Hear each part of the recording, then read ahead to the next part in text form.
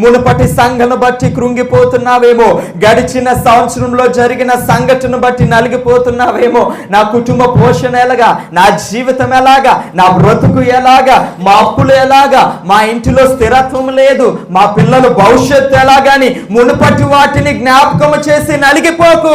ఇదిగో నేను ఒక నూతన క్రియను ఈ సంవత్సరంలో నీ జీవితంలో చేయబోతున్నాను అంటున్నాడు ఆయన. ఎడారిలో నదులు పార చేసిన వాడను నేనే, అరణ్యములో త్రోవ కలుగు చేసిన వాడను నేనే, ఎండిన ఎముకలలో జీవాన్ని నింపిన వాడను నేనే, మారా బ్రతుకును మధురముగా మార్చిన వాడను నేనే, మోడు బారిన జీవితాలను చిగురింపచేయవాడను నేనే అని ఆయన వాగ్దానం ఇస్తున్నాడు. ఈ సంవత్సరం నీకు ఆయన వాగ్దానం ఇస్తున్నాడు. ఆయన నీ జీవితంలో ఒక నూతన క్రియ చేయబోతున్నాడు. విశ్వసిస్తావా? ఆమేన్ చెప్తావా? ఆమేన్ చెప్తావా? ఆయన ఖచ్చితంగా నూతన కార్యము నీ జీవితంలో జరిగించబోతున్నాడు.